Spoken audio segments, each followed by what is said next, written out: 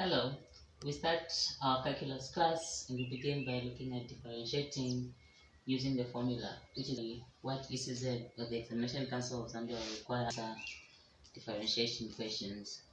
So when you are differentiating using the formula is dy dx. Dy dx denotes derivative of or differentiation is equal to a times n times x n minus 1. So what you're basically doing is, given any equation y is equal to a x to the power n, taking the derivative, you multiply the power times the coefficient of x, then you reduce the power by 1, which is half. So let's look at some examples. Example 1 says we differentiate y is equal to 2. We have a y is equal to 2. Remember that our formula says dx, so we're differentiating y in terms of x. What we have here is simply a constant without x. We have to introduce x without changing the equation, and we do that by having x to the power 0, because we know any number raised to the power 0 is simply 1. So dy dx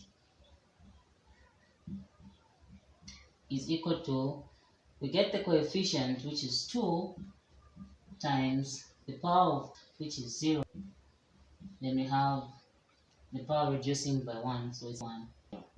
So 2 times 0 is simply 0, and we have x minus 1. However, 0 times any number is equal to 0, implying that our dy dx is equal to 0. Now, this is true for any constant. So whenever you're differentiating a constant, the derivative is always equal to 0. And it's not necessary that you always show that calculation. That's just to help us understand how it comes to 0. We go to B. B, we have y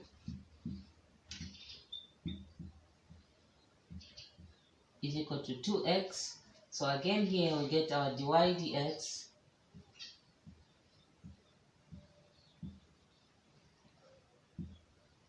So when we have 2 to the power x, as good as you having 2 to the power x, 2 times x to the power 1. So we multiply the coefficient, which is 2, times the power, which is 1. Then the power reduces by 1, so we have 1 minus 1, which will give us 2 times 1, so that's 2, then x, 1 minus 1 is 0. We come to something similar to what we had on A, so x to the power 0 is just 1, so 1 times 2 will give us 2. That being said, again, whenever you have a constant times x and the power is 1, the answer is just a constant. So derivative of 2x is 2, derivative of 5x is 5, and derivative of 6x is 6. So with C, we're differentiating y is equal to 8x squared. So we have y is equal to 8x squared. So again here we're multiplying the coefficient times the power. So it's 8 times 2, which is 16. X, we reduce the power by 1. So it's 2 minus 1, which is 1. And that's just the same as 16x. We're differentiating y is equal to 2 minus 4x squared.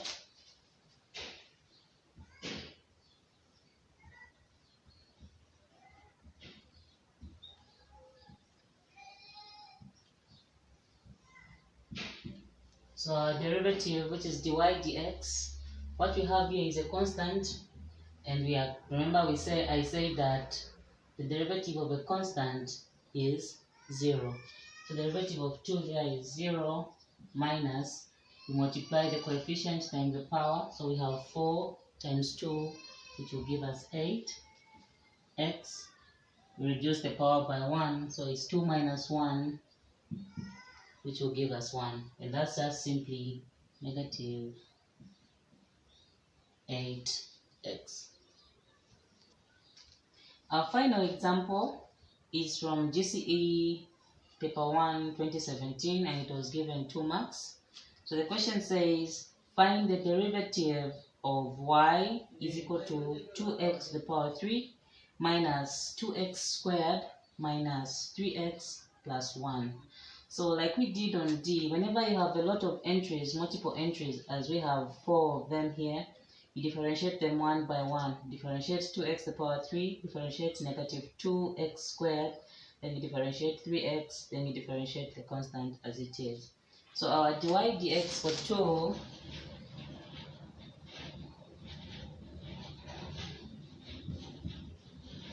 we differentiate the first term that we have here, which is 2x to the power 3. We multiply the coefficient times the power. The coefficient is 2 times 3 will give us 6. We have x, then you reduce the power by 1, so it's 3 minus 1, which will give us 2. Again, here we have negative 2x squared. Don't be quick to write the sign because sometimes the power can be negative. So we're multiplying negative 2 times 2, which will give us negative 4x. And we're reducing that 2 by 1. 2 minus 1 is simply 1, so we leave it as it is. The next one is negative 3x, so the coefficient is minus 3, and the power here is 1, so negative 3 times 1 is simply negative 3.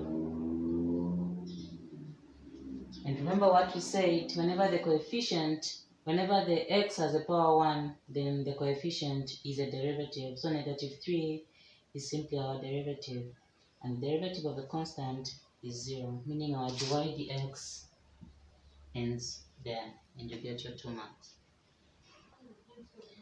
So you may try out the following questions. We have A, B, and C.